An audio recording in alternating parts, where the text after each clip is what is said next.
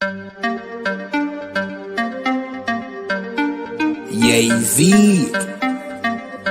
you know the chop. I.S.U.P.K. Badness no sad. Let me tell you how the badness steer. Dopey bad fly when the Glock display. Tell a boy say no try box this face. Back switch face. You know how your blood clot casket stay, boy. You must see one Baptist prayer. When the map stick raise that big straight. Shot misplaced. The key them in your head stop misbehaved. Crack his face. The key never tell us so we lock this place. Which locksmith anyway watch this place. War with them bunny like plastic plate. Hey, we don't play around. When you see the U.P.K. around, we bring the fucking AK around. AR-15s and AR rounds. We don't play around. When you see the U.P.K. around, we bring the fucking AK around. AR-15s and AR rounds. We no take drape up, we no take bait up, we no stay up. And when the next day come, we no change up. Man, I act them bad as them wake up. Take care boss boy, head top shake up. So tell a pussy well don't violate us. No care where you status, where you take up. Every man a killer till miss a dead face you straight up. Great stuff, one Westling bigger than NATO. Man we bust it to NATO. Only man we afraid that are the creator, the maker. Hey, we don't play around. When you see the U.P.K. around, we bring the fucking AK around. AR-15s and AR rounds. We don't play around. When you see the U.P.K. around, we bring the fucking AK around. AR-15 and AR rounds. AR-15s and AR rounds. AR-15s and let me tell you how the badness steer. Dopey bad fly when the Glock display. Tell a boy say no try box this face. Back switch face. You know how your blood clot casket stay, boy. You must see one Baptist prayer. When the map stick raise that lick straight. Shot misplaced. The teeth them in your head stop misbehave. Crack his face. The key never tell us so we lock this place. Which locksmith anyway watch this space. War with them bunny like plastic plate. We don't play around. When you see the U.P.K. around, we bring the fucking AK around. AR-15s and AR rounds.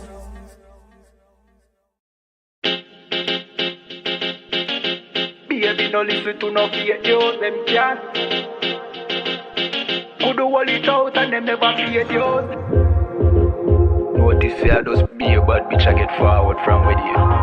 But the one you have be good girl them lazy. She never did a features, R-rated. Never did a features, half naked. Me never did a piggy R-ratings, halfway, that's why me give R-ratings. She never did a features, half naked. Never did a features, R-rated. Me never did a piggy R-ratings, halfway, that's why me give R-ratings. I know every girl a white material. I know every girl fi get the juice in my seed bag. I know every girl me trust to cook my food, nor boil my tea, not even put the milk in the cereal. Me like a catty when medieval. When we wash for cook fi clean and no fuss. When she hear me get a new girl, I know that me mean when me say me fight me demons. Multiple wife legally, no illegal. Yeah, straight, me go crazy. I know every catty can be my first lady. I know every press plus body done pay fi plus Tatiana no fit in a no Mercedes. When me say oh luxury dolly fi nurse baby, a trouble when luxury dolly turn old lady. So big up every girl when don't lazy. Your body big, but why your mommy donate it? I rate it. Never did a fi dress half naked. Me never did a fi give her ratings halfway. That's why me give her ratings. She never did a fi dress half naked. Never did a fi dress R-rated. Me never did a fi give her ratings halfway. That's why me give her ratings. She now wait pan money for reach her and donation. She make reach her man donation. 100 and run, but the race gal a tell her fi leave her man, but she stay strong. She know say them are no friends, them are haters. Them sleep with every man in a the acre. Can't get nobody fi stay long and want the advice for relation. Baby no listen to no fake news. Them can't keep a man cause them never stay true. Could hold it out and them never pay dues. Never shut them out and them wicked and cruel, eh? Bag a man a rush but them just a get yours. Everything them have them did a fear blows. Instagram live them nude for the views. Baby that I know you though. Sure, I rate it. Never did a fi dress half naked. Me never did a fi give her bare things halfway. That's why me give her ratings. She never did a fi dress half naked. Never did a fi dress R-rated.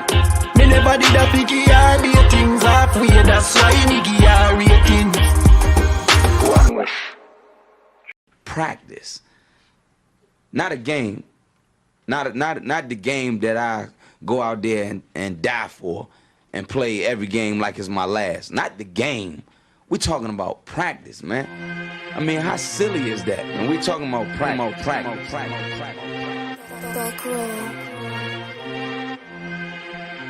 Best believe that I'm top 3. The only thing is I'm not 2 and I'm not 3. Put me anywhere other than one that is not me. It's beef, we strut a nigga block, that's chopped cheese. No peace, the butterfly sting him, that's Ali. You reach, I teach him with the handle, that's Kyrie. Machines, you hook like a Roman, that's IV. You a sheep, I'm a goat, it's a difference, so watch me. You weak, all hooks, no punches, so block these. They mock me, I just show them how it goes. Try to stomach this thug life. They brain got the nose, bandana on the grip. All heads coming out the foe. Connected from Cali to New York, nigga, so let it go. Made for this, nigga, I eat bars and drink flows. Thinking you woke into your third eye, peephole. Line for line, this shit too easy, it's like a free throw. Mastered the game too early, this bitch a cheat code. It ain't a game, these niggas lame, they bring a shame. If I'm with an officer, it's a number in his name. We ain't the same, you want the easy pass, tell him change his lane. Shit, I've been through the fire, you can't stand the rain, take an aim. Tell him runner, he can try his best. Drive a car named after me, that's why I'm in the vet. Laugh at these niggas once again, and I ain't break a sweat. Number 1 at everything I do, that's why I'm one West. The Lord is not the God of the dead, so when I die, coming back for my spot, so forever I'm top 3. Just tell him to watch this, janitor with the mop stick. You gon' need a defensive lineman to block this. On point when I bomb shit, 10 for 10 I do not miss. I'm barking with a full bulldog, it is not mixed. They can see that my mind's sick, I don't write, I find shit. I don't like it, then I switch. If I touch it, it's diamond. Tell a bitch that I'm God sent. It ain't because my kicks is built like 5'6", 5'7" is my bitch. Dangerous, high risk, I lose it, get another one. You think I'm talking about a girl, I'm talking about another gun. We here now, hey look, it is what it is now. We don't fuck with the house niggas, we burn the crib now. I'm ahead now, and I hope they can hear now. I don't care if you think it's it, nigga, I don't fear clowns. Silences make it sound like raindrop, that's a quiet storm. Get the job done in the view and get fired on. If you niggas standing for nothing, what you dying for? If you put real with real, that's how I was born. Walk in this bitch ready for war, I'm in riot form. I want these niggas to see me flex, that's why I am armed. I shouldn't live in the crib, nigga, I should buy a farm to go through this shit so effortless. Best believe that I'm top 3. Only thing is I'm not 2 and I'm not 3. Best believe that I'm top 3. Only thing is I'm not 2 and I'm not 3. Best believe that I'm top 3. Only thing is I'm not 2 and I'm not 3.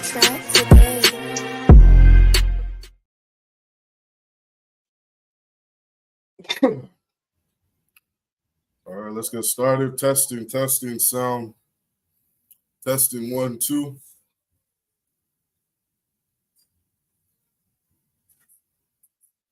Sound. Testing 1, 2. All right, sounds good. All right, we're going to get started. Shalom to the brothers. All right, shalom, Canada. Shalom, brothers, sisters. Yahbashim Shabrak to all the brothers. Yahweh Shemar Thumba Shimon shout all the sisters. Priest and Officer Shari Wan and the Commanding General YAHANNA, and we have the I.S.U.P.K, which was started out of 1 West, 125th Street, Harlem, New York. Tonight is Monday night history class. Okay, Monday night history class. If you're a brother or sister who wants to be a part of the school, make sure you hit those sign-in links. We got the sign-in links in the chat. All right, and before the class ends, make sure you hit those sign-out links. All right. Again, this is Monday night history class.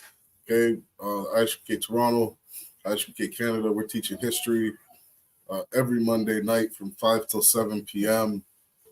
Make sure you stay tuned in with this. Like, share, subscribe. We got a lot of good content. Most importantly, the best information that you will find anywhere on the planet if you are Black, Hispanic, or Native American Indian. This information that we are bringing out is heavy. It is unmatched. Nobody else on the earth has the information that we're bringing out. It is extremely important and extremely educational for every Black, Hispanic, and Native American Indian to be in the classes in the Israelite School of Universal Practical Knowledge. Okay? Blacks, Hispanics, and Native American Indians, we have a very rich history, a very rich history, a very beautiful history. We are the Israelites that the Bible speaks of. That is our ethnicity, our race, our culture, our nationality. That is who we are and where we come from.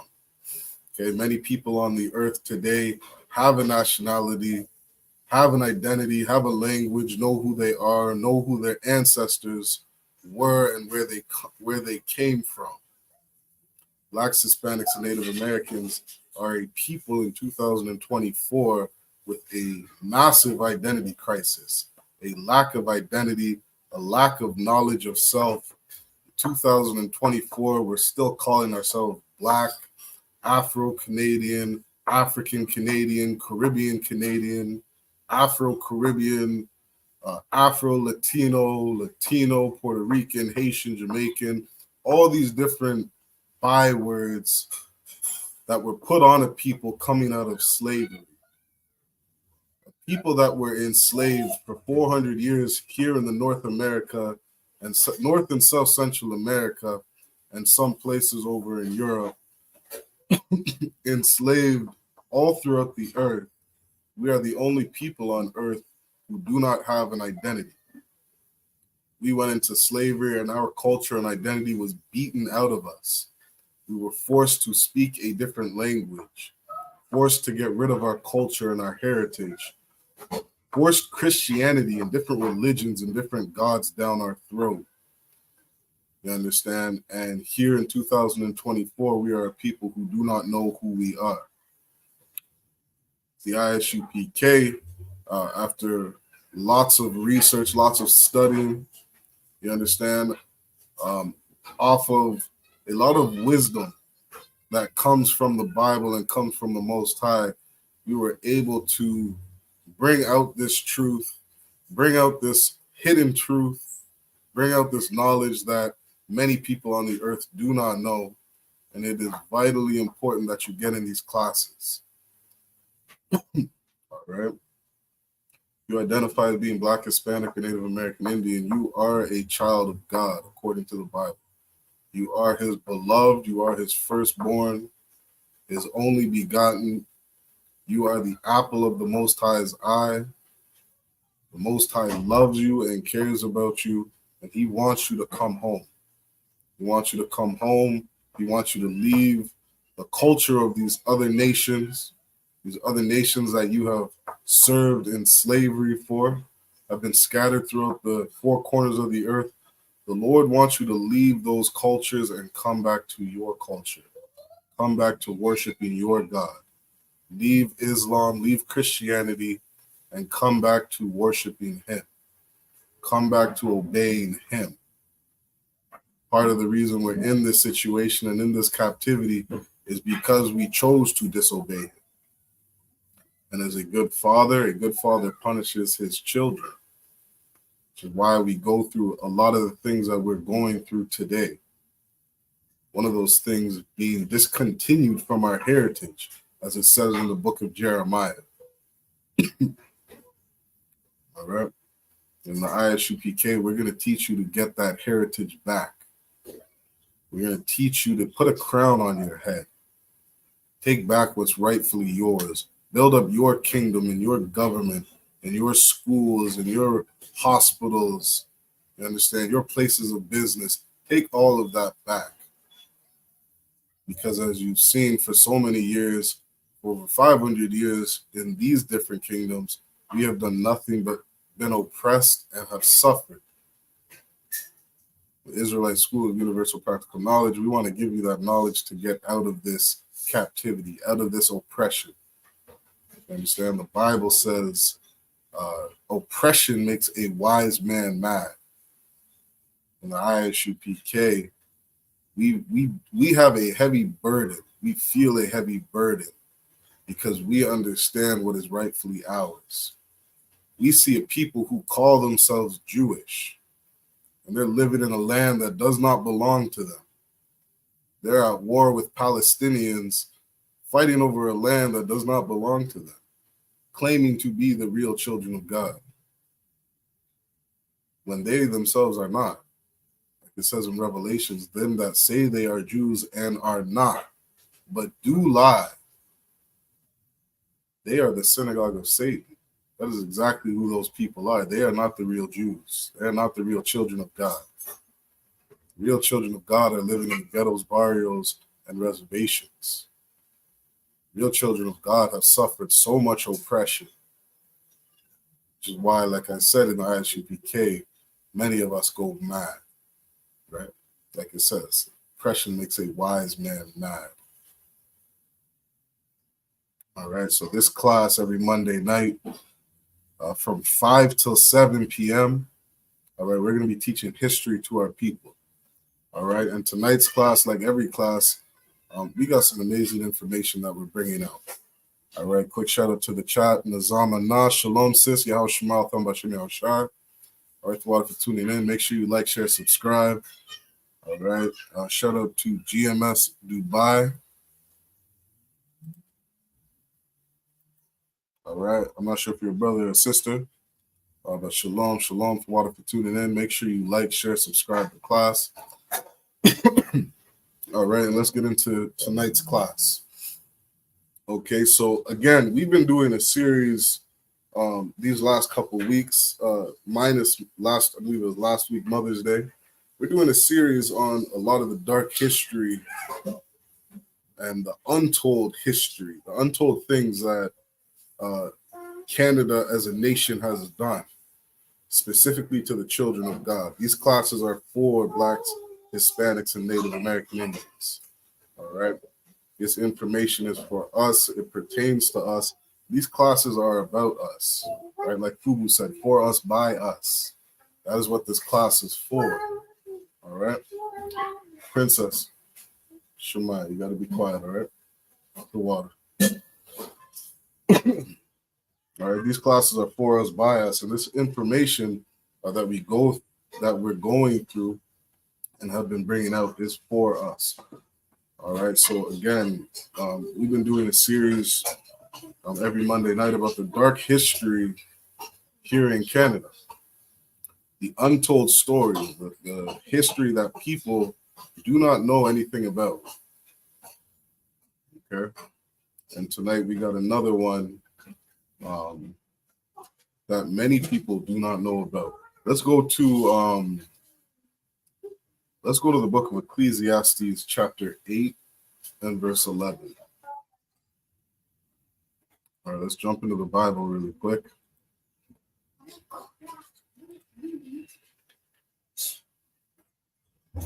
Excuse me. Let me share my screen so everybody can see where I'm going. All right, Ecclesiastes chapter 8.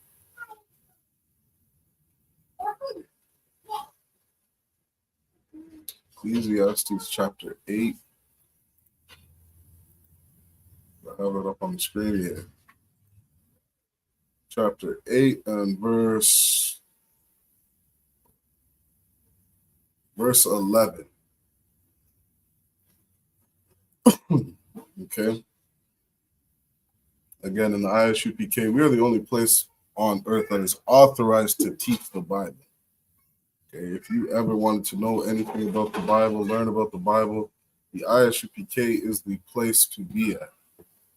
Okay, you want to learn about the Bible, you come to class, you ask questions. The priests of the Lord, the priests and the prophets of the Lord will get you the wisdom and understanding on what the Most High wants the children of Israel to know, wants the children of Israel to understand so that we can better live on this earth. Okay, and the Most High gave us this. This is Ecclesiastes chapter 8 and verse 11. Right, like it says in Deuteronomy that these laws, statutes, and commandments would be our wisdom in the sight of the nations. The laws, statutes, and commandments are everything when it comes to the children of Israel. It's our wisdom, the way that we carry ourselves, morality, integrity. It is the most important thing on earth. The Most High gave his law, statutes, and commandments to us for us to follow, so that we wouldn't be snared and trapped and be entangled in all the nonsense in this world. You want to know why you're going through a lot of the things you're going through today is because you do not keep the laws of God. You don't understand morality. You don't understand how to love your brother. You don't understand how to love your sisters. And because of that, you live in a life of chaos. You live a life where you are constantly experiencing a lot of heartache and pain. Because we're a people who do not keep the law, statutes, and commandments. When you look at these other nations, you look at Europeans and Africans and Asians, East Indians, all these different nations that are on the earth, they are also a people without the law. They were never given the law, statutes, and commandments. The Most High never spoke to them and gave them instructions on how to live on this earth. The children of Israel received instructions. Children of Israel received what it is to be a moral people. When we read in the book of Ecclesiastes chapter 8 and verse 11, it says, because sentence against an evil work is not executed speedily. What is evil? Evil are things that are against God. Evil is something that goes against what the Most High commanded the children of Israel to do. And when you look at the nation of Canada, the nation has done many evil things towards the children of Israel. Many evil things. Each year, we keep hearing more and more horror stories of what Canadians and the Canadian government has done to the children of God. What Canadians have done to Blacks, Hispanics, and Native Indians here on this earth. They have abused us, tortured us, had us in slavery for 400 years.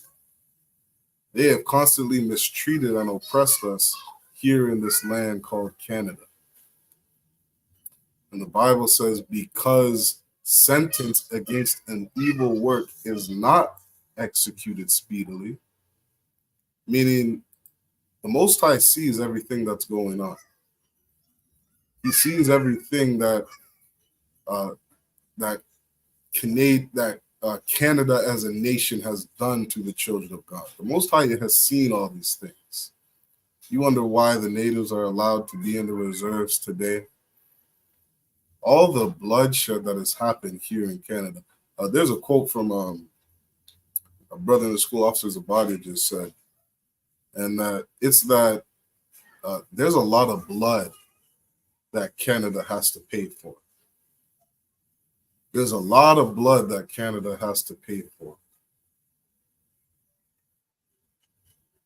What does justice look like?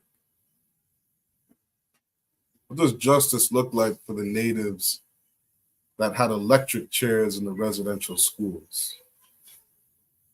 What does justice look for the Blacks that were enslaved in Canada and were left for dead to freeze in rivers and harsh winters and left their bodies for dead to freeze up in the snow,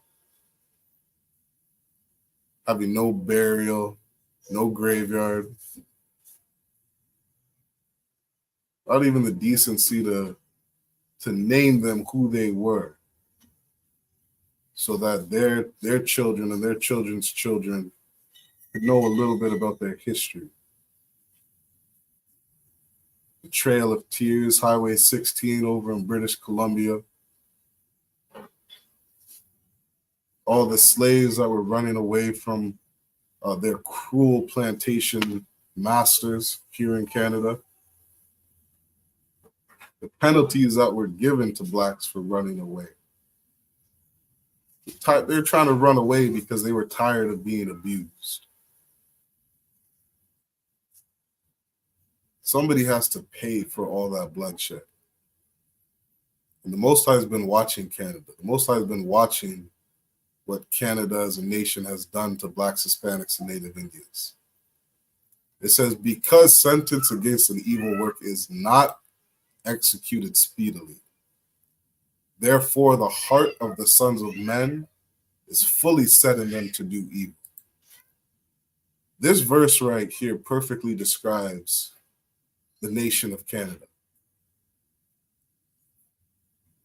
The Most High spoke about the sons of men and the daughters of men. There was a time in Genesis where he saw the daughters of men, meaning the people of other nations outside the children of Israel. The sons of God were sleeping with the daughters of men. They were sleeping with the other nations. They were integrating with the other nations. Interracial marriage was going on at the time, and it said that wickedness multiplied on the earth because the children of Israel were never meant to have interracial marriage with other nations. And the Most High understood that marrying other nations would turn our hearts from serving him. We would start to learn about other gods, start to learn about other ways of life that went against the law, statutes, and commandments. And it said that wickedness multiplied on the earth. That is why the Most High flooded the entire earth. He unalived billions of people on the earth because evil was multiplying on the earth. And here we see again the Most High saying, therefore the heart of the sons of men is fully set in them to do evil. You want to know why the nation of Canada continually does evil towards the children of Israel? Because they believe that they can get away with it. That is what they believe. And that's the story of Canada. It's different from places like America where you know about the slavery that happened, the 400 years slavery. You know about the slave stories and all the things that took place over in the United States. You ask the average Canadian today, what do they know about slavery? They've never been taught about slavery. The masses of Canadians that are living here, all they've ever heard about is the Underground Railroad and how Canada was some peaceful place and some place of refuge for slaves. Not knowing that the Underground Railroad was also for slaves that were inside of Canada to get to the United States. No, Canada doesn't teach you that. Canada has a lot of history that is never spoken about. Canada presents itself as some beautiful place of refuge for all nations of people, when that is a lie. If you're Black, Hispanic, or Native American, you know about that lie because you live in hell in Canada. The Native population inside of Canada is like less than 2% of the entire population, but yet the prison systems inside of Canada are filled up with Native women. How is it that Native women are damn near the entire prison population of women inside of Canada when we make up less than like 5% of the population?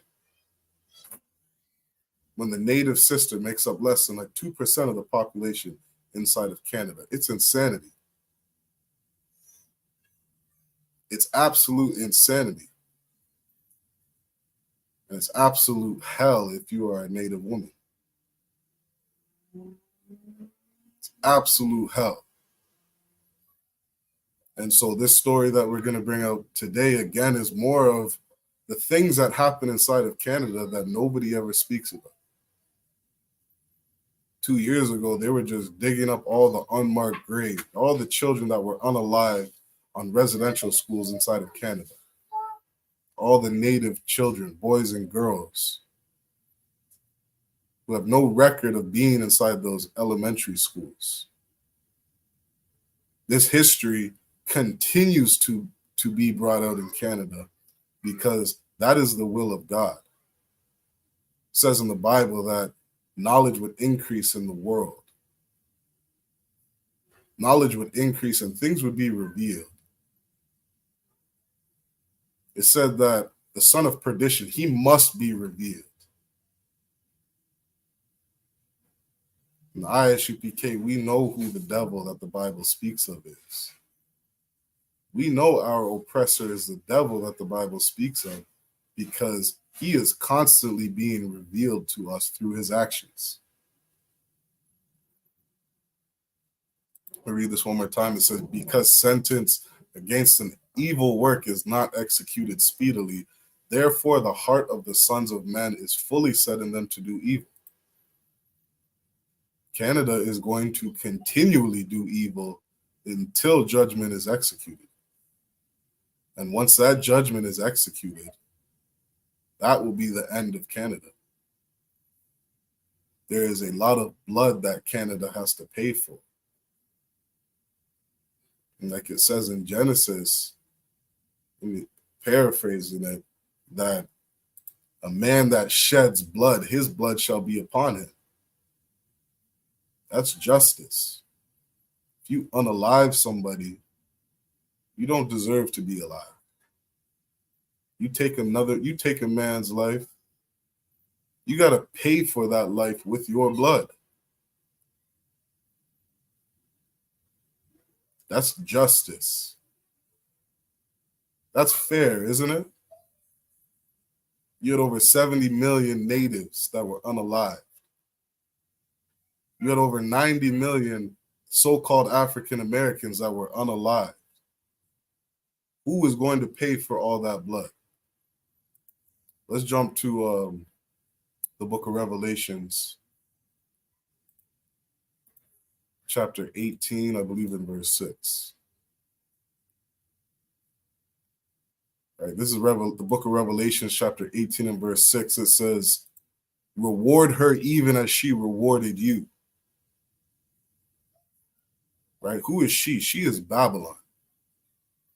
Place that is called spiritually Egypt, spiritually Sodom, and spiritually Gomorrah. What is Sodom and Gomorrah known for? All its disgusting fornication, its sexual deviancy. That's what Sodom and Gomorrah was known for. The Roman Empire was known for pederasty.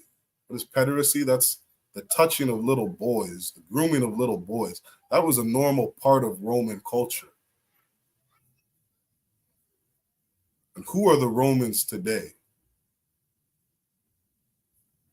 That is your oppressor.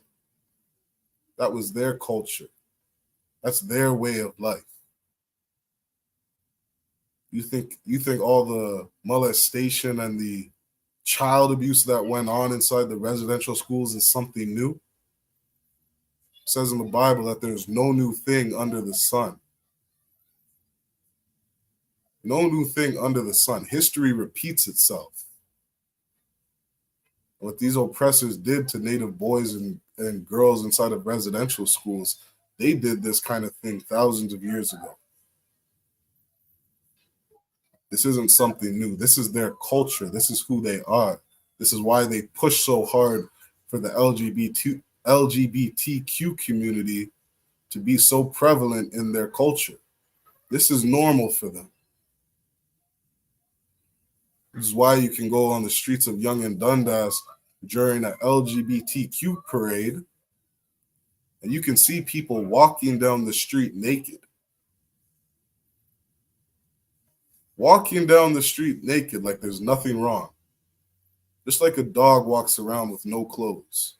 Just like an animal.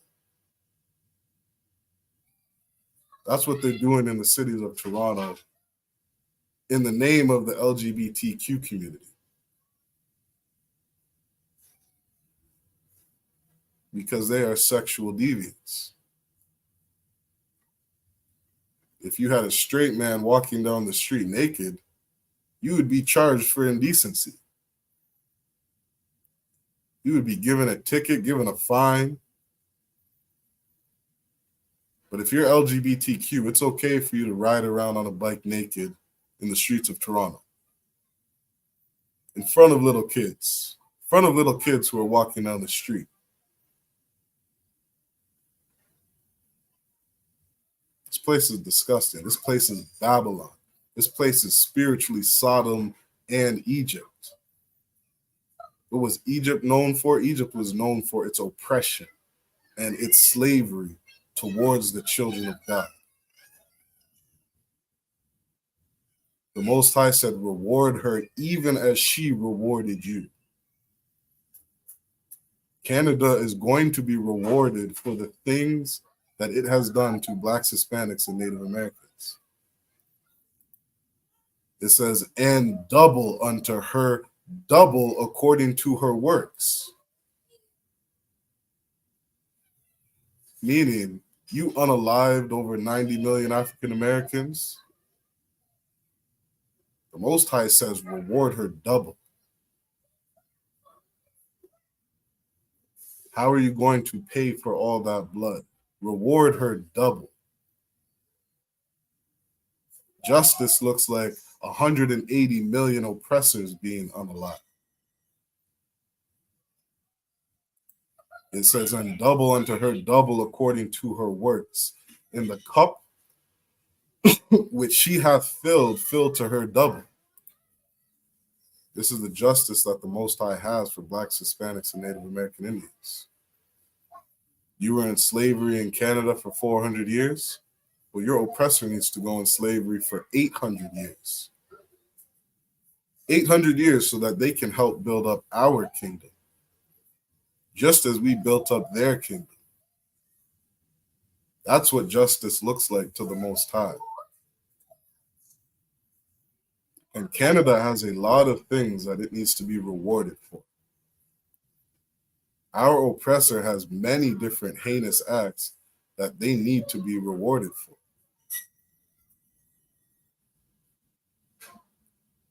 And I got a story that I'm going to bring out today, and then we'll get into a little history regarding this story and this topic. And we're going to see some of the things that Canada needs to be rewarded for. Okay, let's drop that and let's get into this article. But let's start off in this article right here. This is an article from CBC. Okay.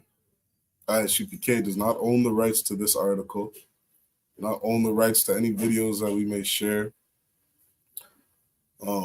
specifically from different news stations and news media and outlets. You can look up these stories for yourself.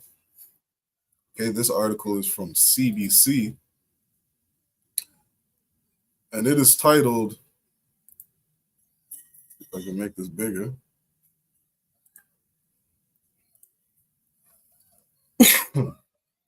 it's titled, "What I See Today in Canada is the exact system of plantation labor that has ravaged the Caribbean." Uh-oh, Canada. These aren't my words. These are the words of a reporter from CBC. They say, what I see today in Canada is the exact system of plantation labor that has ravaged the Caribbean. Let's keep going. It says, I came into organizing migrant workers by accident. In 2001, there was a wildcat strike in Leamington, Ontario, about 300 kilometers southwest of Toronto, involving migrant farm workers from Mexico who were protesting their accommodations and kitchen facilities, amongst other working and living conditions. They say rather than address their concerns, the employer terminated the workers' employment, and as a result, they were repatriated to their home country. So these workers had some poor working conditions. They file a complaint, and because of that, their boss fires them. Not just fires them, but sends them back to their home country. Why? Because these migrant workers that are coming over here to work on Canadian farms, they do not have normal rights. They do not have the normal rights of every other Canadian worker. All right, 1 second.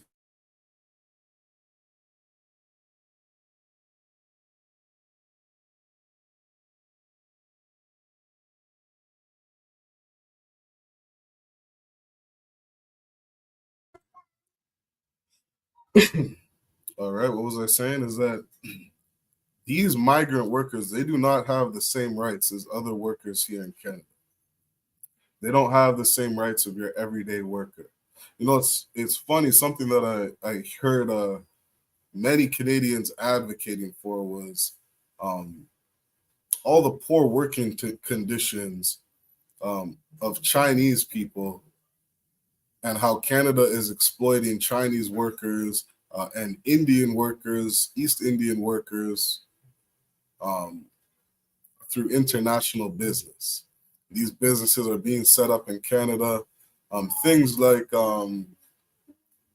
telecommunication centers being opened in Canada. And they'll go and they'll hire 100 East Indians so that they can pay cheap labor. They can pay cheap labor and help build their business up by having less expenses.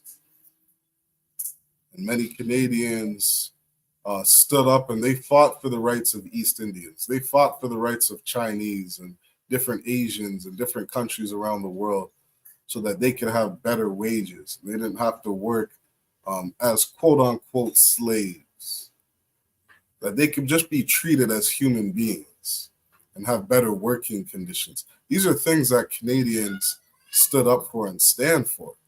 I bet you if I went today, walked out today and asked the streets of Canada, what do they believe about the Asian workers working for Nike? What do they believe about the workers who are working overseas for pennies so that Canadian businesses can be built up? Canadians know all about that. But what Canadians don't know is in their own home that there are migrant workers coming over from Caribbean islands and from Mexico to work inside the country in terrible living conditions.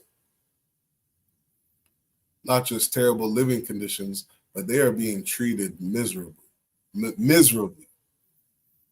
They're being treated as less than a human being. Another thing I always hear Canadians saying is that this isn't a third world country. You have, forget what they're called. They're called damn near like the rental police. And they basically go around inspecting homes and people who turn their houses into rental properties and make sure that the living conditions are okay for the renters. I can't remember the name of the worker, but basically they ensure that these people's homes are not just left for treating people like they're in a third world country. They got to make sure they have proper fire exits and proper water and airflow and ventilation and AC and all these different things that they believe are up to Canadian standards and Canadian living conditions. You wouldn't believe the amount of building codes that go into building a residential house to ensure that your house is built correctly and it's insulated properly, and during the times of winter that you'll be warm and safe and all these things. Yet these migrants that come over here, they are not treated like that. We're going to see as we get into this story. It says, right after the strike, and not just that, but these people spoke up about their living conditions and they were fired. It says, right after the strike, the United Farm Workers, the union I worked for at the time, tasked me with organizing a delegation to investigate working and living conditions at farms near Windsor, Ontario. I never forget the first time I visited Leamington in the parking lot of St. Michael's Church. We were surrounded by dozens of workers speaking over one another to raise a litany of concerns, from living next to raw sewage and long hours of work, to overcrowded housing. It was surreal to hear about the cold, hard reality that people whom we celebrate as feeding our nation had to endure.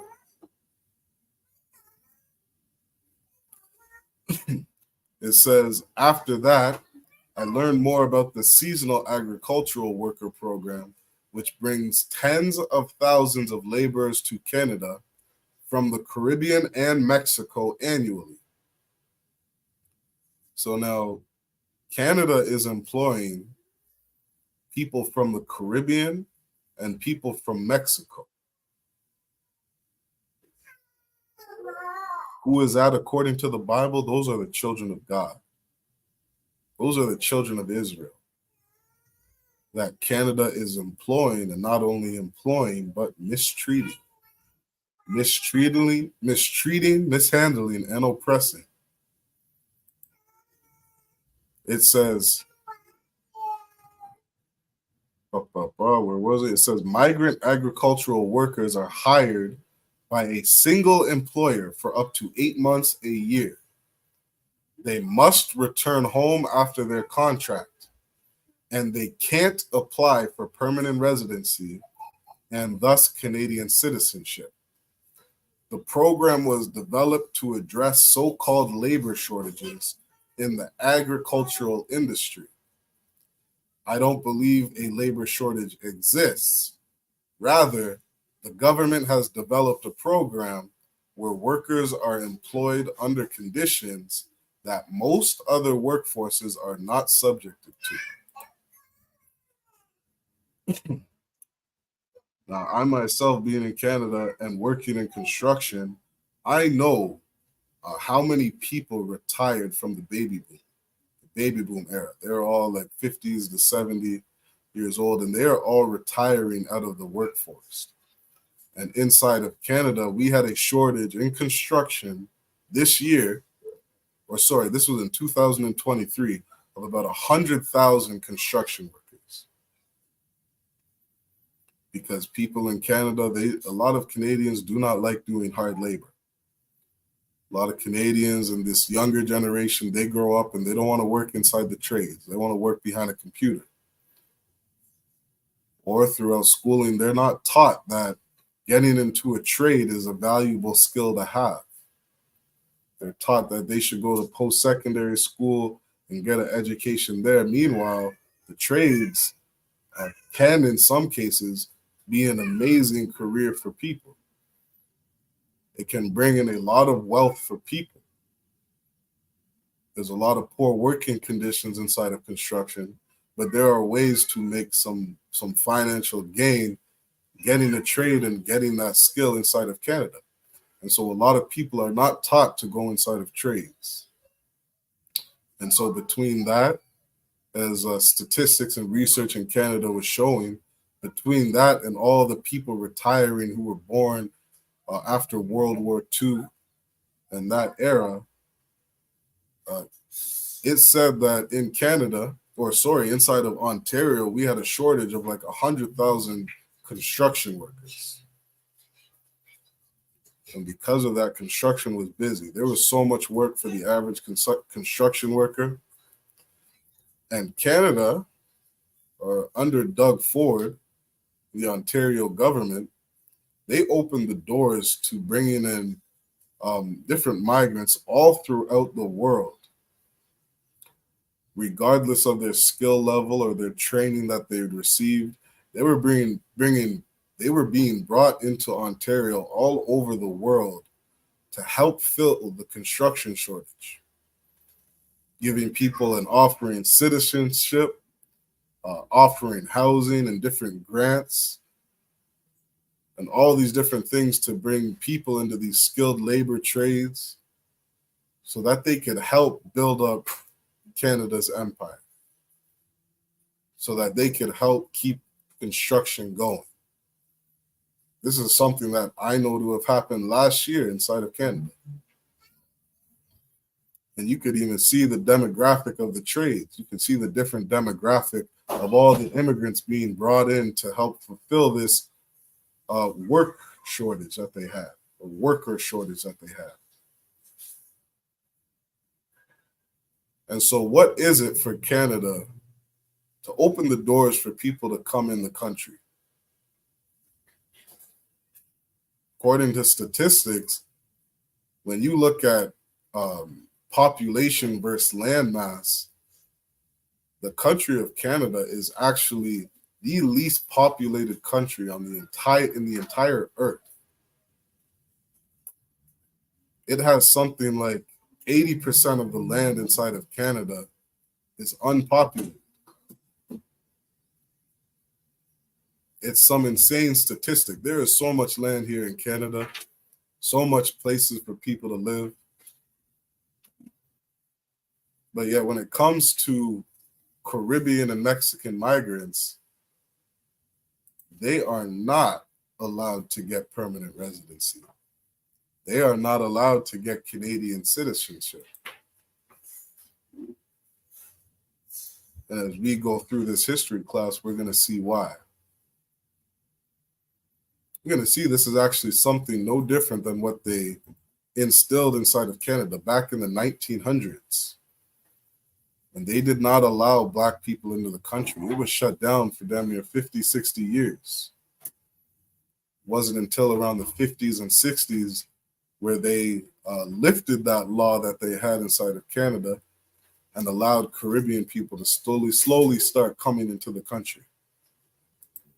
But let's keep going. It says that these people, that their contract says they can stay here for up to 8 months. After their contract is up, they must return back to their country. It says the program was developed to address so-called labor shortages in the agricultural industry, and they believe that a labor shortage does not exist. Rather, that the government has developed a program where workers are employed under conditions that most other workforces are not subjected to. It says the S.A.W.P is an employer-driven program with an inherent power imbalance built into its structure. Workers do not have any say in the operations of their workplace, nor the structure of the program. When work permits are tied to one employer, workers are afraid of not only being sent home, but also not being employed the following year.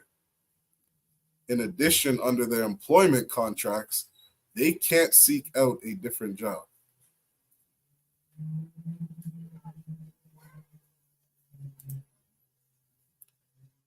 Now, I can't imagine how hard it is for these brothers and sisters to be working on these farms in these conditions. I know from my own experiences in construction, I know there's construction companies where you have to write a report any single time you suffer an injury. And there's some companies where if you suffer 2 or 3 injuries, they are going to let you go because they look at you as a liability and they do not want their insurance to raise. They don't want their insurance to go up and have to pay more to cover anybody's injuries. This is a very well-known practice inside of construction. They want to keep their insurance payments down as a company, especially smaller companies who are trying to make more money. And so they have you fill out these different reports and then they will let you go, straight up let you go. So many people in construction, when they suffer injuries, they do not file that injury report. They don't file that injury report because they want to collect a paycheck. Now imagine these workers who are being basically, they're in the hands of their employer, and they're in the hands of their employer because of how these contracts are written up. So if you're an employer who's making a boatload of money off of this business, you're a farmer and you got laborers working for minimum wage, which is exactly what they pay these workers, minimum wage. If they say anything and they deem you to be any kind of liability, why would they keep you? They call it bad business. They call it bad business. And when you see some of the living conditions of these places, good night. They got 60 people living in a small bunker. They'll have like a 1 or 2 car garage that they turn into a living quarters for 13 people, 13 grown men to live inside.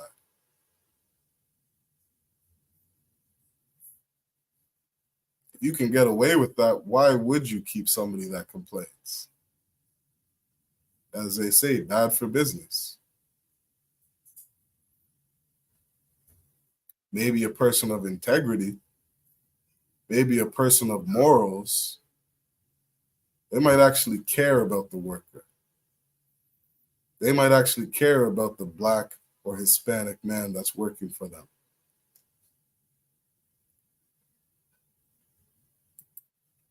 Let's keep going on the article. It says, after the end of slavery, my mother's family immigrated to the Caribbean from India as indentured laborers. They were part of a larger movement of workers from that country and China, as well as Portugal, Africa, and Indonesia, which allowed plantation owners to avoid paying a living wage to feed Africans and meeting their demands for improved working conditions. Disparaged as coolies, indentured workers were seen as scabs and docile, easy to subjugate and exploit. But there are also narratives of resistance, survival, and community. Let me tell you something. When the Bible says there is no new thing under the sun, the reason that Blacks, Hispanics, and Native Indians go through a lot of the things they do, some of the things that they do, is because your oppressor is greedy. Your oppressor is greedy. It says that in the book of Obadiah, chapter 1 and verse 4.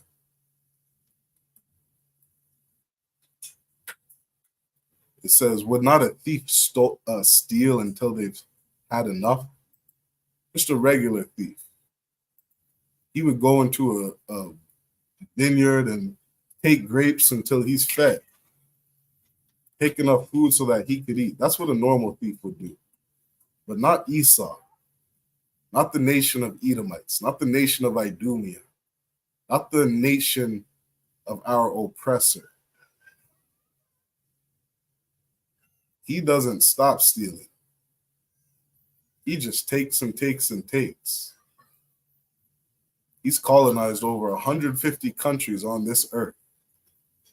And he is not going to stop.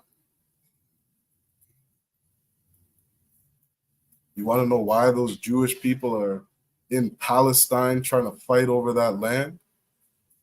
Because they found billions of gallons of oil over in that Jordan Sea. The Jewish man wants that.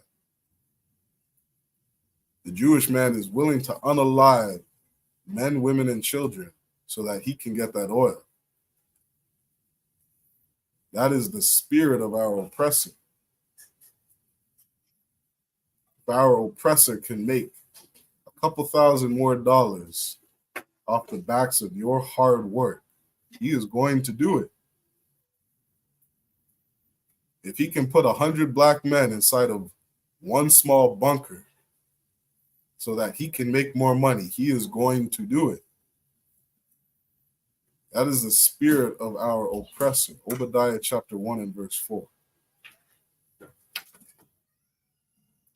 That is who he is. He is not going to change. The Bible says, paraphrasing, it says, you can't make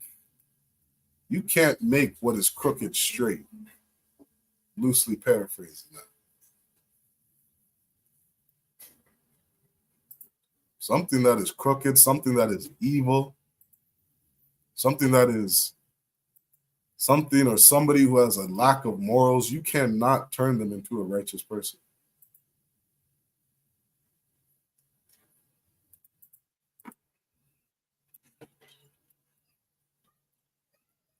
See if I can pull that verse up really quick.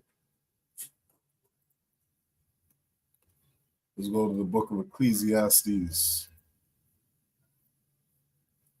chapter 1 and verse 15.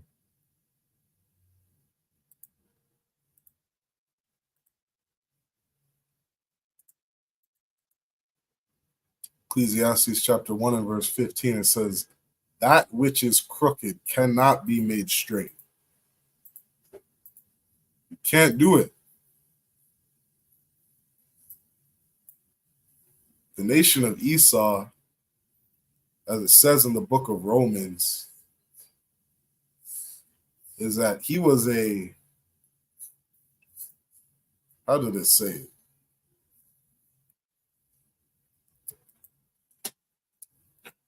He was a vessel of dishonor. That's what it says in Romans. That Esau was a vessel of dishonor.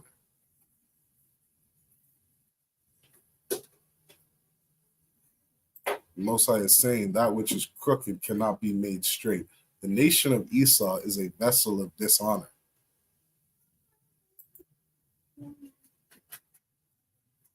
They are inherently evil. They are inherently wicked. You cannot change them. That is how they were created.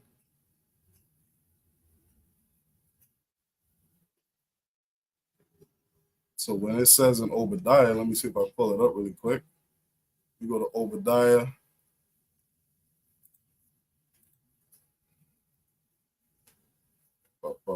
Verse 4, verse 5. Obadiah in verse 5 said, if thieves came to thee, if robbery by night. And when you start off in verse 1, it says, the vision of Obadiah, thus saith the Lord God concerning Edom. You go through the book of Obadiah, this is a vision of Obadiah concerning Edom, the nation of Idumea, the Edomites that are in the Bible. This is who they are. Verse 5 says, if thieves came to thee, if robbers by night, how art thou cut off? Would they not have stolen till they had enough? That's what most thieves do. They would take until they're fed. If they were hungry, they would steal until they are no longer hungry. That's what a normal thief would do. It says, if the grape gatherers came to thee, would they not leave some grapes? Because most people, they cannot understand the greed of Esau. They can't understand the greed of Edom. They don't understand what it is to never have enough, to never be full. But that is what Esau does. And you can see them on this earth. They're damn near like a virus on this earth. They just take. They suck up everything out of this earth. All the resources out of the earth, all the labor they can get out of people. They're just going to push, because that is who they are. They are a greedy people. And you cannot make straight that which is crooked. You cannot change them.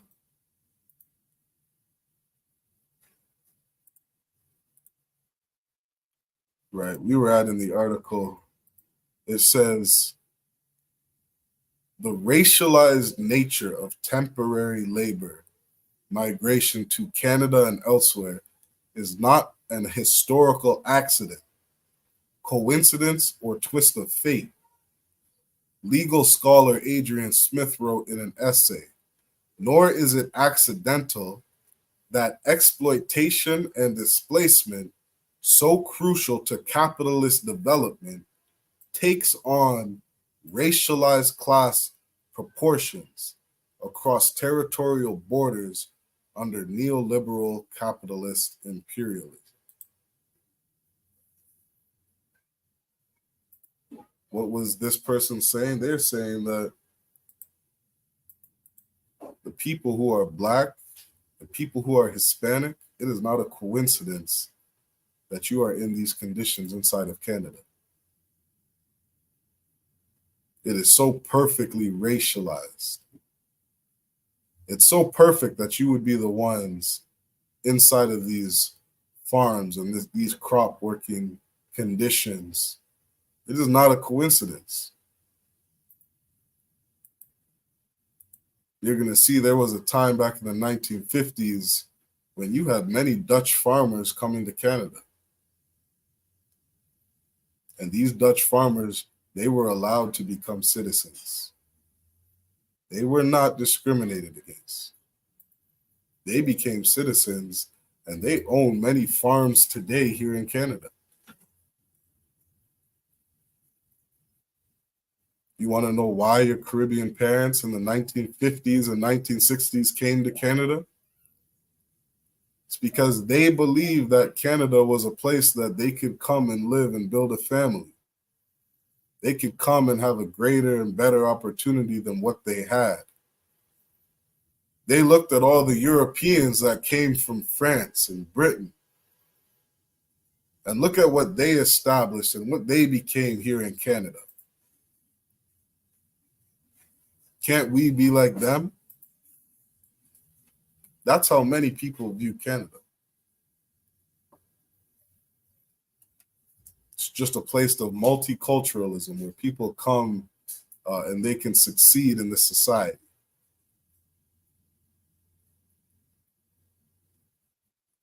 And to most of the world, they can. But if you're a Black, Hispanic, and Native American, those same opportunities are not for you. You had 40,000 Hispanics that were being denied visas last year inside of Canada.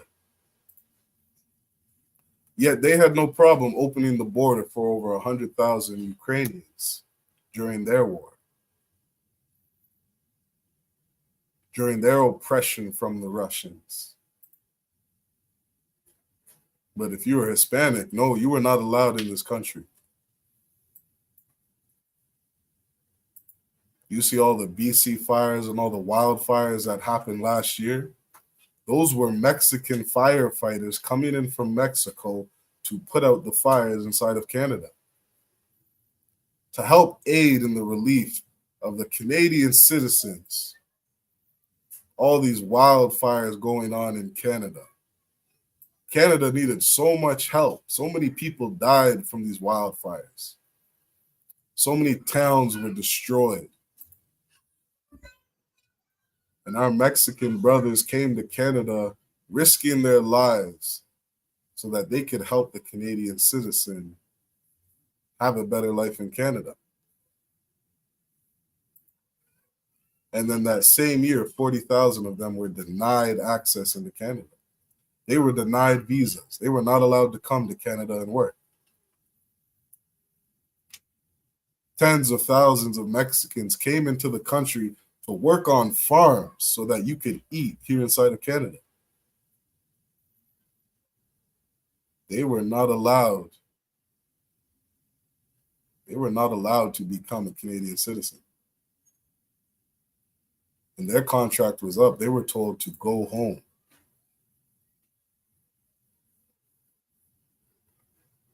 That's the life of the Blacks, Hispanics, and Native Indians here in Canada. It says, what I see today in Canada is the same system of plantation labor that has ravaged the landscape of the Caribbean. In Canada, however, employers can pick and choose from a pool of workers from any of the S.H.A.L.M's participating countries. As a comrade once remarked, employers are constantly threatening to replace an entire group of workers if their productivity goes down. And over the last 20 years, workers have told us that employers would replace a group of laborers from one country and replace them with another for multiple reasons. including exerting their rights at work. Jamaican workers were at one time the largest group of migrants employed under the S.H.A.L.A.M. Today, Mexico and Guatemala are the largest, with Jamaica coming in third. Racist stereotypes come into play in which workers are employed. To pick which crops, Canadian growers and government officials believe Mexicans are better suited for greenhouse labor. And because of their shorter stature, work that involves stooping close to the ground. Caribbean workers, on the other hand, are seen as better at picking tobacco, apples, and tender fruits such as peaches. As Canada shifted away from tobacco production, the predominantly Caribbean workforce lost employment. Good night, because you ain't tall enough to pick tobacco. Because of your height, you're going to lose your job. You'll lose your ability to feed your family. Racism is also at the core of both how the program is structured and how it excludes migrant farm workers from the communities they work and live in. When we go to our local grocery store or farmer's market and celebrate eating local, we perpetuate the big lie about our family industry. Let's stop there for time's sake. But we can just share a couple videos on this topic. Let's share some videos so that we can see some images of some of these working conditions, some of these living conditions.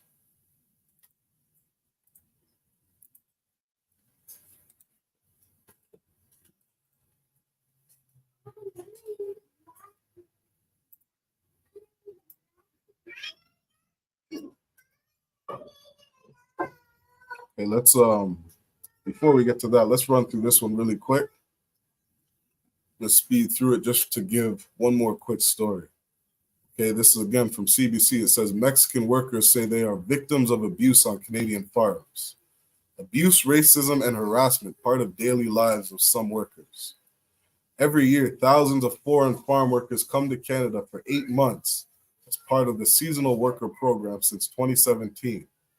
The federal government says it is intensifying its inspections on farms, where these workers are hired to ensure their proper treatment.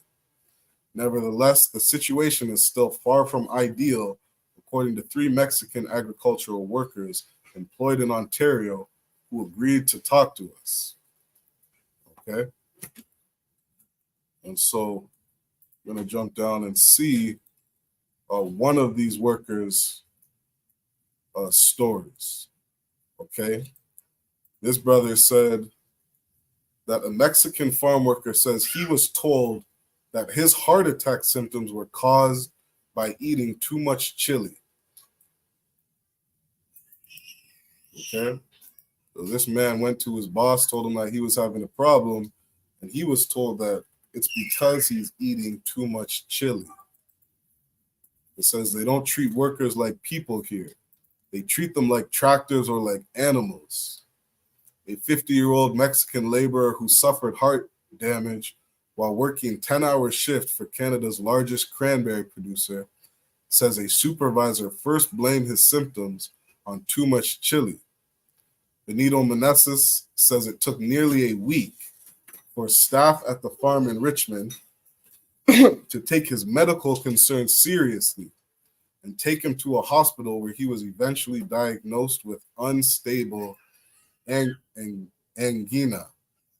However, his employer is disputing Meneses' version of the events, who says he's now returned to work with lighter duties on the farm. Nevertheless, the seasonal worker, who currently earns $10 per hour after working 13 seasons on BC farms, still fears speaking out could prevent him from getting work in Canada in the future, but says he decided to tell his story in the wake of a 28-year-old farm worker. So this brother, after working for this company for 13 years, is still only at $10 an hour. Said he's had enough. He says they don't treat workers like people here. They treat them like tractors or like animals. Manessa says he first felt pain on June 1st while doing strenuous labor in a boggy cranberry field. He was part of a 3-man team running alongside a tractor and placing 35-kilogram planks in front of the wheels to prevent the machine from sinking as they laid drainage pipes. That's when he felt the stab, a sudden burning and encompassing pain. It was a sensation I had never felt in my entire life. He explained his symptoms to a supervisor, and he's told, don't worry, that's a gastrointestinal issue, and that's because you Mexicans eat too much chili. He said after days of weakness and vomiting, he was then offered antacid by the supervisor, who blamed his Mexican diet. When the pain became unbearable, he says, he was given alternate jobs, such as cutting holes in pipes. The bending to do this task made my symptoms worse until he was unable to work. This is the story of just one brother working on a farm. He's at his job. He's having like a damn near heart attack, feeling all these different pains, and his supervisor's just telling him, keep going. Keep going, you're fine. You feel that way because of the food that you eat. Keep going, keep working. Who cares about your health? Keep working, keep going. Isn't that what every Black, Hispanic, and Native Indian man goes on here in Babylon, here in North and South Central America? When you're at your job, keep going. You're not working hard enough. You're lazy. Keep going. You're capable of doing so much more than everybody else. Keep going. Be a team player.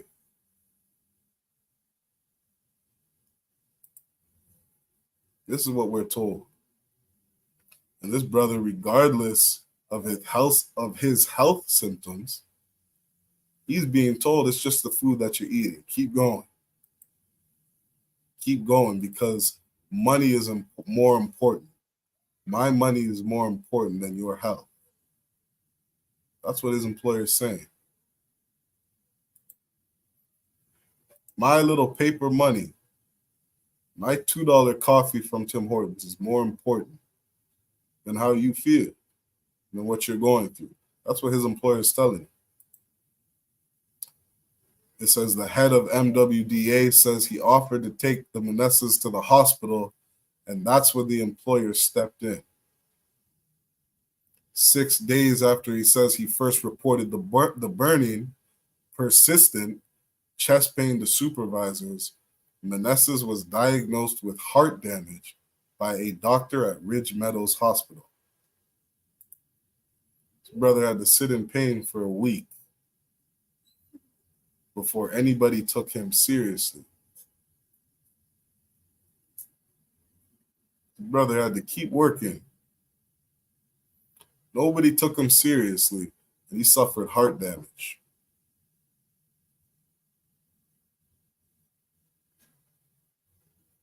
What's the difference between picking cotton hundreds of years ago being whipped on your back than today?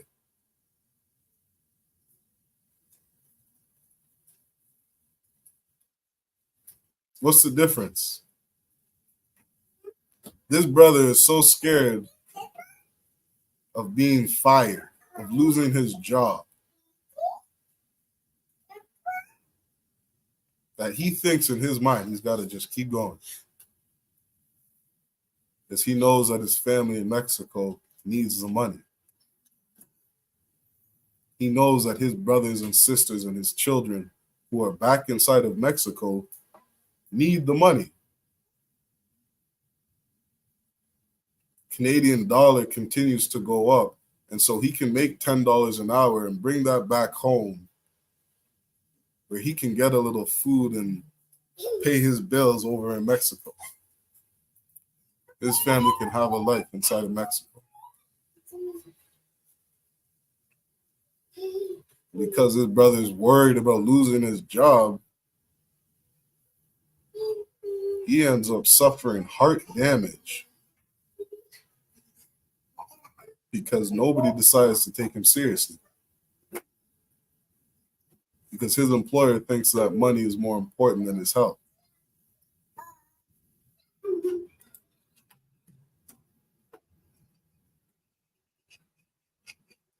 Medical records indicated he had suffered from unstable angina, from excessive and repetitive overexertion at his work, and he was treated with the insertion of a stent on June 9th.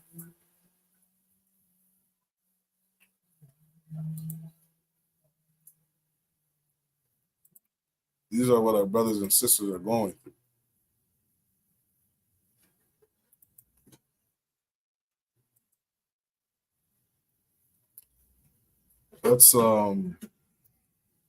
Let's check out this video clip real quick.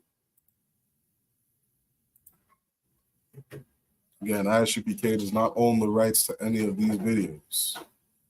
These articles are all from CBC. We do not own the rights to these videos. All right. Let's check this out. Okay, and this is just giving a brief history on Caribbean farmers inside of Canada.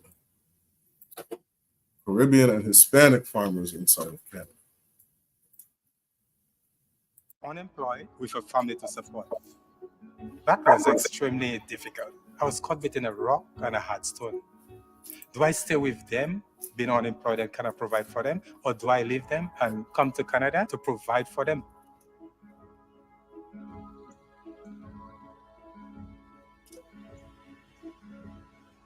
After World War II, Dutch farm workers came to Canada as freed citizens. They were able to work, they were able to settle. Many of the farms in rural Ontario are Dutch former farm workers. It's only when migrant farm workers from the Caribbean started to arrive that we changed the entire structure. The first temporary foreign worker program for farm workers started as an agreement between Canada and Jamaica. Tens of thousands of migrant farm workers is what our system of food relies on today. I want us to understand that the temporary foreign worker programs have no ability for immigration. There's no access to permanent residence here. This story is important to show the way that migrant workers have been racially excluded and the way that we continue to think of them as temporary when the exact opposite is true. A lot of these people come up here for 8 months a year and they spend decades upon decades working here in Canada. When they return to their families, it's like they're strangers.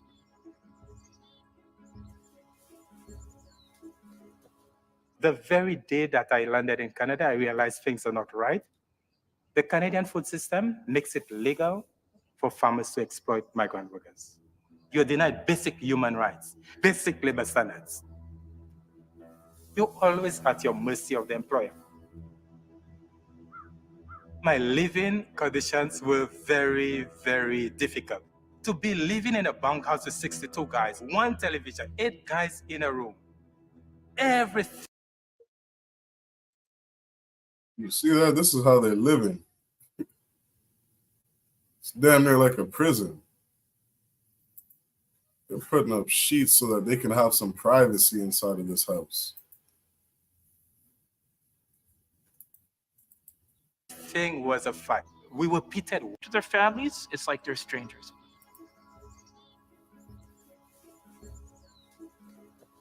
The very day that I landed in Canada, I realized things are not right. The Canadian food system makes it legal for farmers to exploit migrant workers. You're denied basic human rights, basic labor standards. You're always at your mercy of the employer. My living conditions were very, very difficult. To be living in a bunkhouse with 62 guys, one television, 8 guys in a room, everything was a fact. We were pitted one against the other. The company claims that people who excel, they get overtime pay. Every time I check my pay, it was just minimum wage. So it was just a ploy, as far as I'm concerned, that the company used to their benefit. And that program is very unjust. The legacy of slavery is so critical for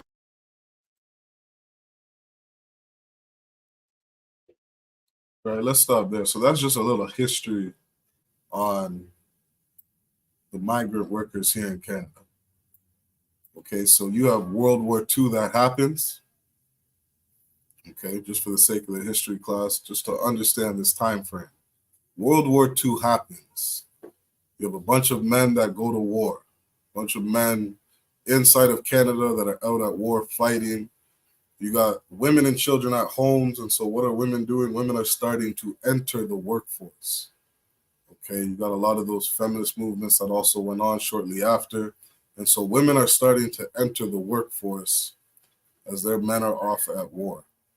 And as these women are starting to enter the workforce inside of Canada, okay, during World War II, at the end of World War II,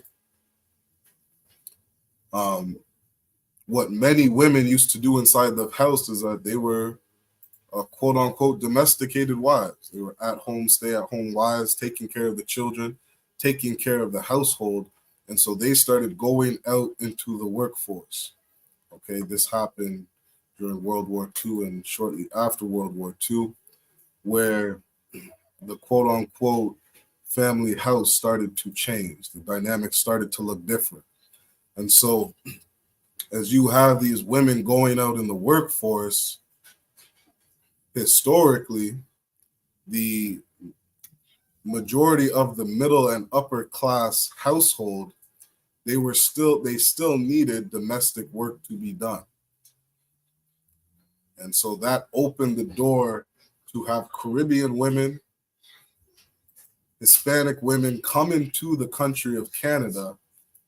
And that's when a lot of those laws inside of Canada were lifted.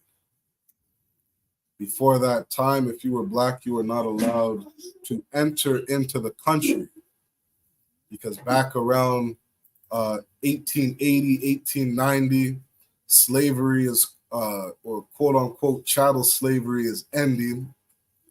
You have Blacks who are living inside of Canada. You have a lot of Blacks fleeing into Canada. They're leaving places like Detroit. Detroit was one of the first states inside of the U.S.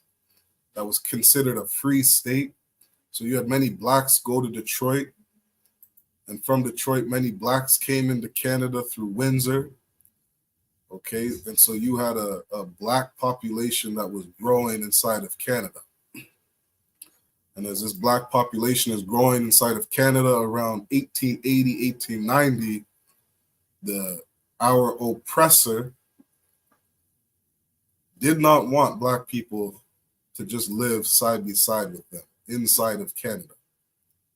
And so they closed the doors to immigration. Canada closed the doors because they did not want more Black people coming into the country. This is a historical fact inside of the nation of Canada. They did not want more Black people coming in the country because they did not get along with Black people. And so that is parts of the beginning of segregation inside of Canada. They're coming into Windsor, Ontario, and Black people are starting Black businesses, Black barbershops, Black-only schools. Black people were not allowed to go to quote-unquote white schools inside of Canada because whites as a population inside of Canada, they did not want to live side by side with Black people.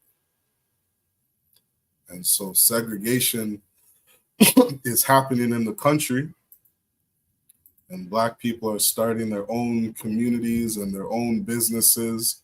Their children are not allowed going to white schools inside of Canada. And then Canada closes the door to Blacks coming into the country.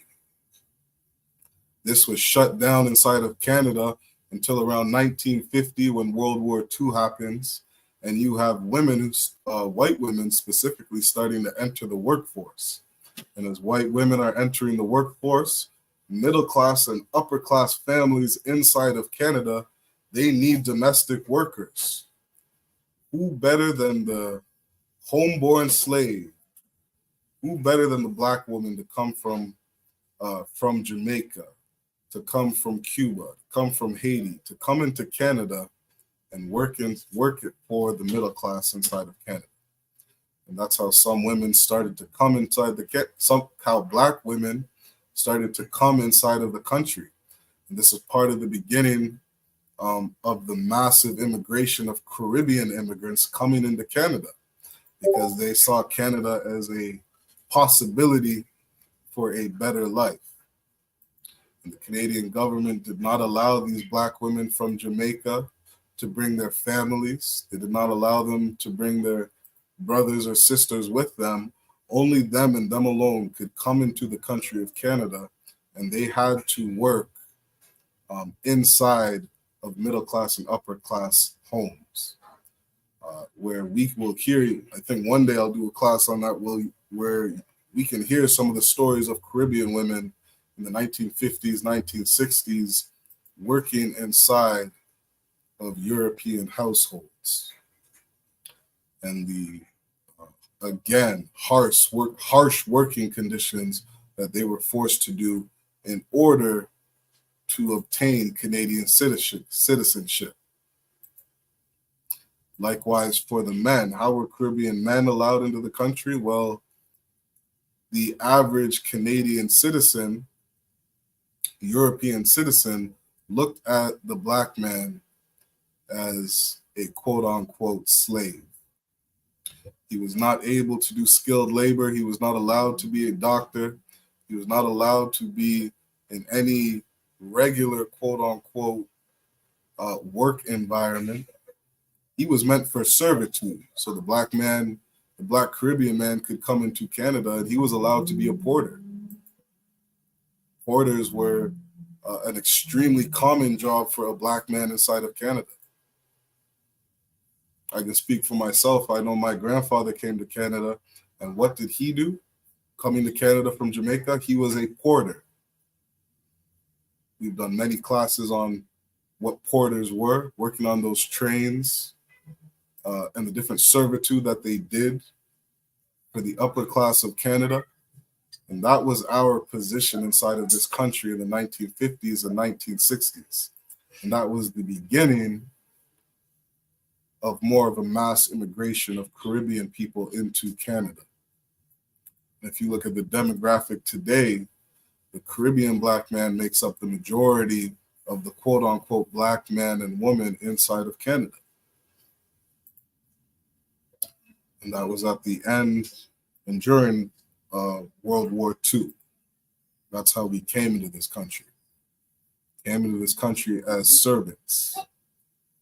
Came into this country as being looked at as a slave. And as we saw in that video, giving some of the history, it was no different if you worked on a farm. Farming many years ago and a long time ago was looked at as just a regular job. It was just a normal job. It was a normal thing to do. But as this society continues to grow, and this empire continues to grow, jobs like being a farmer are damn near frowned upon. It is looked at as hard labor. Many people do not want the job of a farmer because it is too labor intensive. And so as Dutch farmers were coming into the country of Canada and becoming residents and permanent residents and citizens of Canada and doing well, the Canadian government shut that down and said this is a job for the average Black and Hispanic man. And now those Dutch farmers, they're the ones who are in charge and own many of the farms here in Canada. And if you're Caribbean, if you're Hispanic, if you're Guatemalan, you're allowed to be a farmer and work in the fields inside of Canada. And that's been going on since the 60s up until now in 2024. And the way that our people have been treated on these farms is absolutely disgusting. Let me see if I can pull up. A quick image or video of the living conditions on these farms. We briefly saw one in the video we just saw. Some of my tabs closed. See if I can pull up a quick image or video.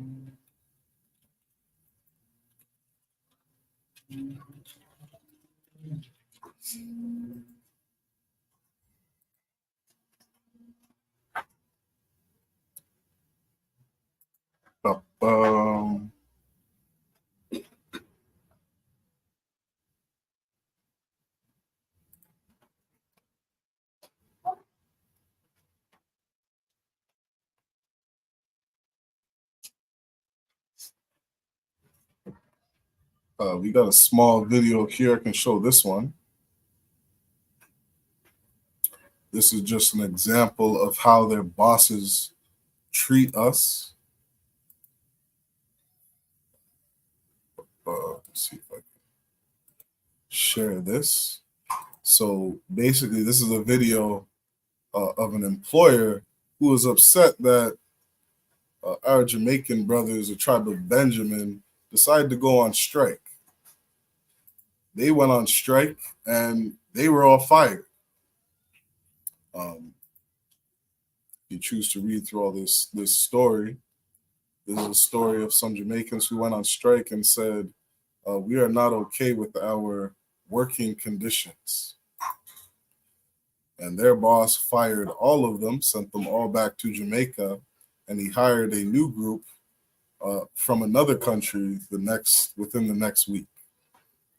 They were probably brothers from either Guatemala or Mexico. There's a list of, you'll see in the I think it's called the MWA, some kind of migrant worker program, where they have a list of the countries that this program is open to. And it was all Caribbean islands and Mexico down to Guatemala to Panama. All right, so let's play this really quick.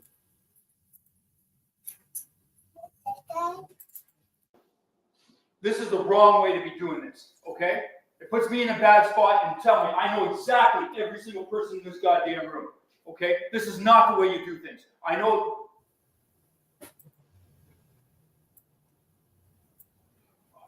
This is ridiculous. We've been sitting all spring and now it's time to go and this is the way I'm treated. That's, you know what, guys? That's no problem. That is no problem. You guys use that word a lot in Jamaica. That's no problem. This is no problem. Don't worry. We're going to have this fixed. If you choose not to work today, that will be a problem. Okay? Everybody was scheduled to go to work today. I have a schedule day in and day out for you, man. Some days you're working, some days you're not. You don't pick and choose the days you want to work. That's not the way this works.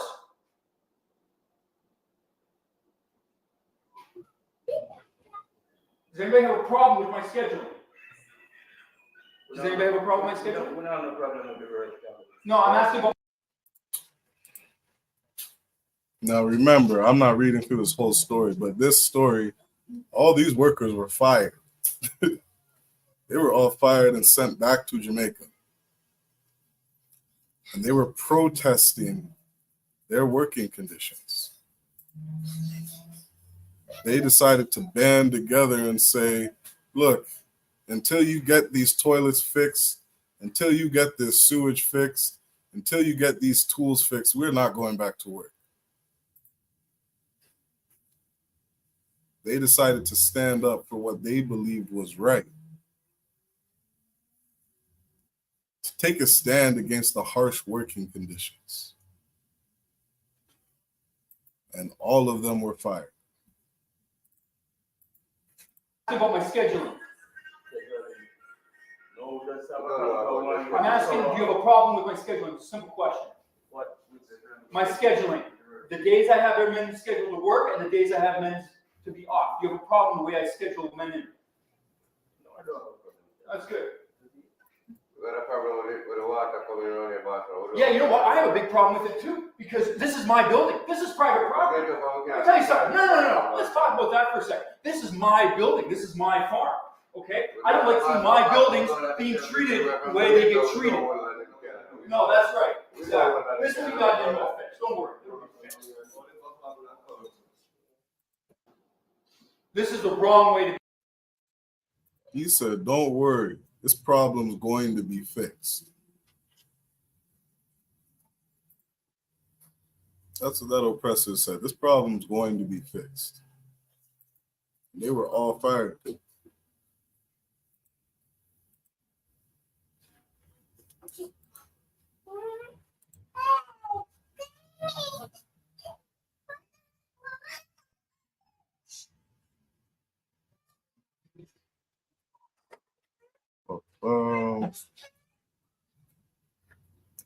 I had a video.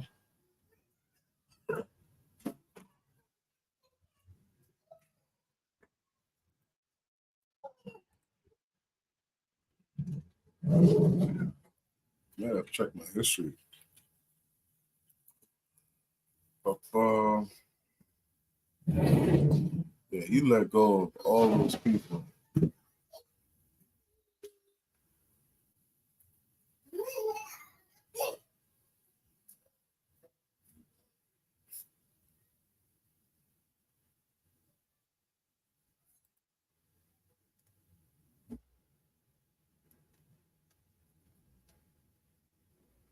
Salaki, bear with me 1 second.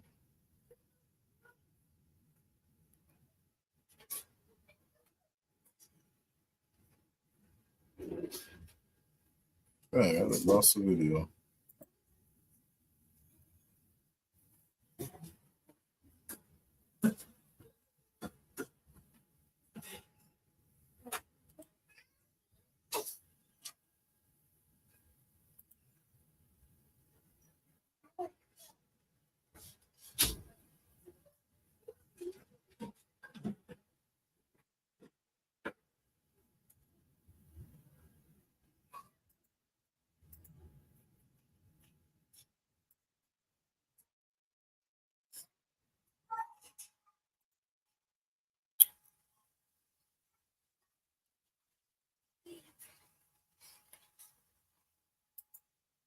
Oh man, I lost the video. Oh, Salaki. All right, but to that last story, they were all fired. They were all let go. They were fired. They were let go. I know we had done a class on this a couple months ago. You just see the way that oppressor was speaking to us. The way he was speaking down to us. You understand? He's so focused on his money, so focused on just losing time and resources. He's not even worried about the living conditions of what we're living in and what we're going through. Man, that does not do me justice. That video. The video is showing all the different living conditions of our brothers in Canada. Let me see if I can.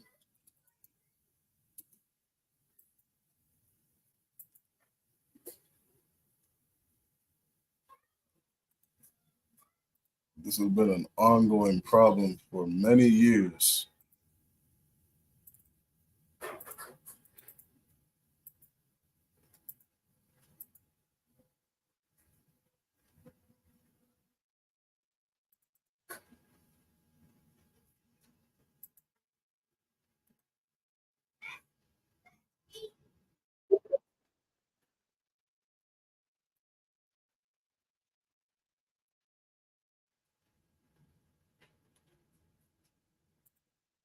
All right. I guess I'll bring up that old video then that I brought up. We'll just stick to that. Salaki.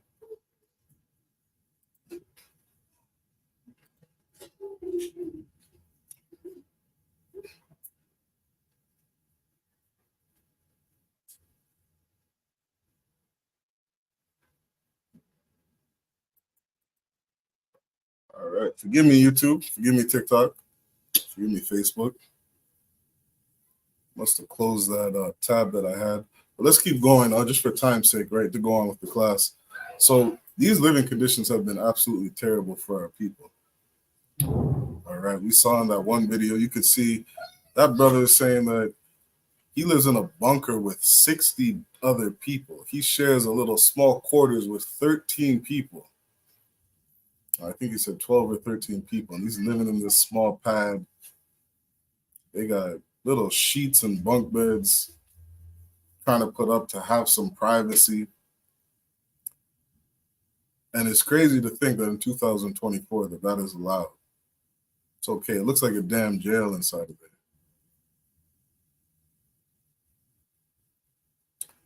There's been stories of, let me see if I pull that one up.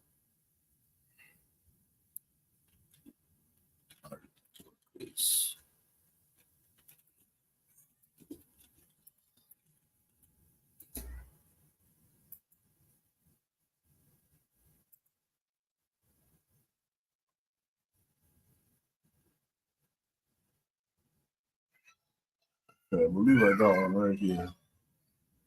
So I can type something different. Let me share this one right here.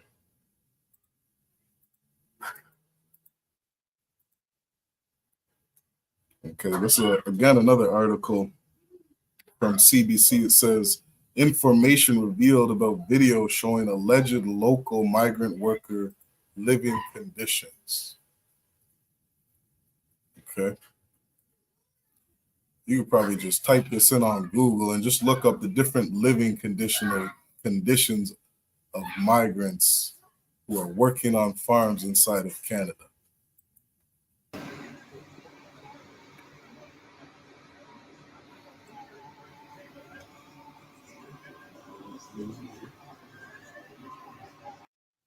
And something interesting about this too is that it's crazy that this says leaked video. You understand? Again, to that verse that I brought up where it says, even though judgment is not executed speedily, that's why the hearts of the sons of men are repeatedly set to do evil, repeatedly set to do wickedness, because they believe that they can get away with it. And we got videos here saying it's a leaked video. They do not want you, Canada does not want you to know how the migrants are living inside of Canada. The Canadian government does not want you to know what is going on in these farms in 2024. They don't want you to know. And that has been the story again and again and again here in these different stories of Canada. Constantly hiding everything that they do.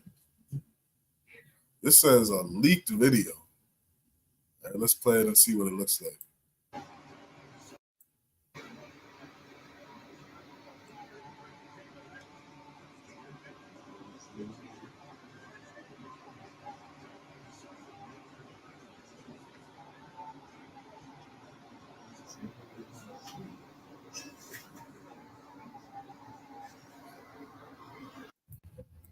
And mind you, this contract is for 8 months.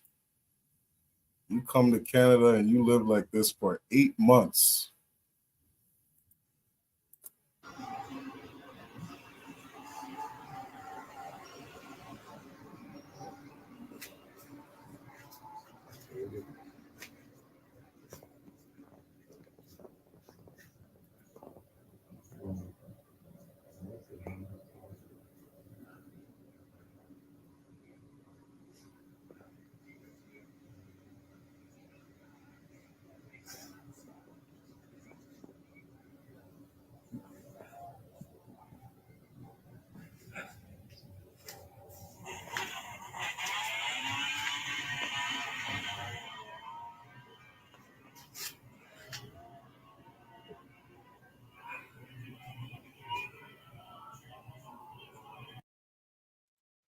Look at that. You want some privacy from the person beside you? They got cardboard. They got cardboard on the bunk bed. They put cardboard in between each of the beds. That's your wall? That's supposed to be your privacy?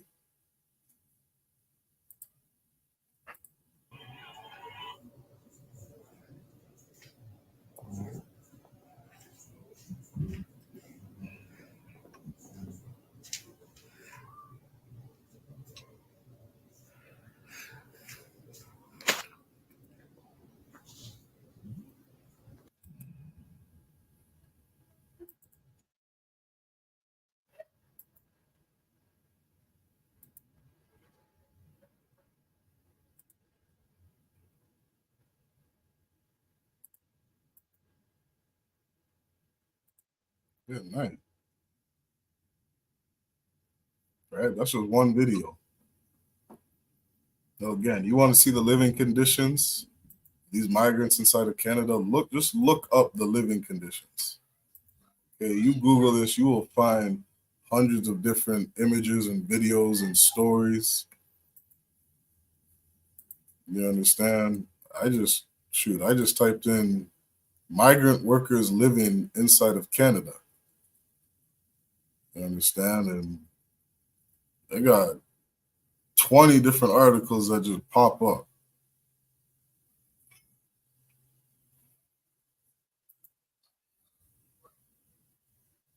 These stories say report details poor living conditions, unscrupulous practices for Canadian government. Information revealed about video showing alleged local migrant living conditions. Yahoo News, housing condition for migrant workers in Canada worse than if they were in prison, new report says. They got articles upon articles covering this specific topic. I highly advise that if you love your people, you love your brothers and sisters, and you want to know some of the things that are going through here in Canada, just look up the different migrant workers inside of Canada. Okay, they got some very grotesque things going on. I remember the last story, there's a body had done a story on this where they had their toilets overflowing inside of where they were living. So you can imagine what we just saw, where they had those little bunkers and the bunk beds. Now imagine having a washroom right there where the washrooms and the stalls are overflowing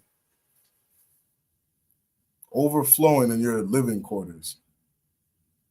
And the workers, the people who own these farm companies, they were not doing anything to fix it. They didn't do a damn thing to fix it. And they just keep pushing our people to work and work and work. You understand? And these are things that the children of Israel, the children of God have gone through for thousands of years. I'm paraphrasing. That's why it says in Isaiah, is Israel a servant? Is Israel a homeborn slave? Because the Most High is continually punishing us for our disobedience. You go back to the book of Exodus chapter 1 and you read about the treasure cities that Pharaoh had the children of Israel built. You read about all the rigorous work that they forced us to do and the taskmasters that they set over us. You can read about in the book of Maccabees. Check out the first book of Maccabees, chapter 1. And you read about how the Romans and the Greeks ruled over us. You read about the conditions that they put us in and that they put us through. Again, that's why it says in Ecclesiastes, there's no new thing under the sun. There's no new man under the sun. Same spirits that were here 100 years ago, they are here today. The spirit of the nation of Esau is never going to change. You can't make straight what the Lord made crooked. These people are going to continually do the things they do. They are a virus here on this earth. And the Most High has a judgment coming for them. Most High has a judgment for them. Like it says in Revelations, a reward for all the things that they've done.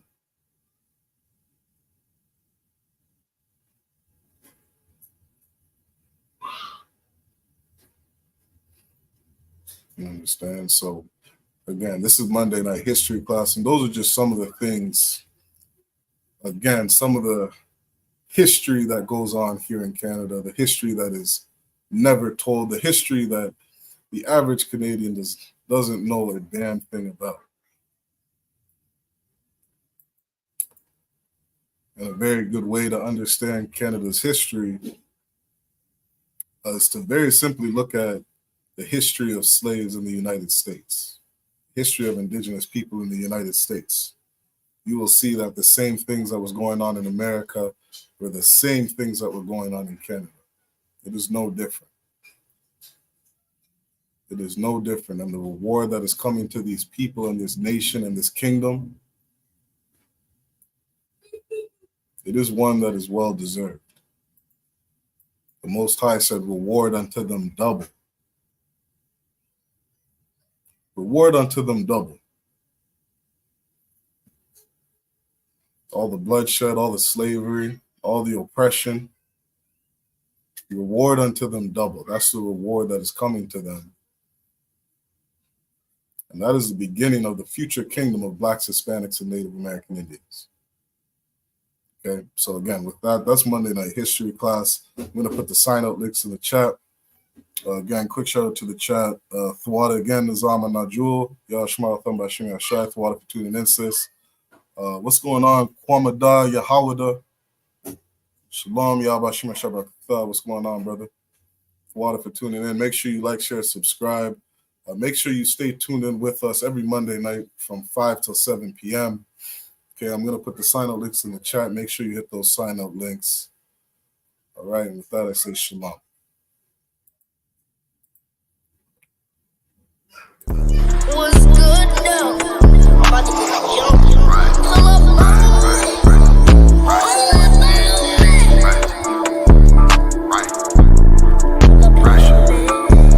Yeah, change for the better.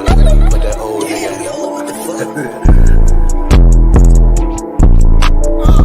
I should make it this song, right? Yeah, I changed for the better. Put that old nigga in the shredder. But however, I could never take a step back for my pleasure. Change the weather. Ruger 5.7 on my dresser. Clip full with a lot of pressure. I forget that I made her special. I don't care, so I don't remember hitting treasures.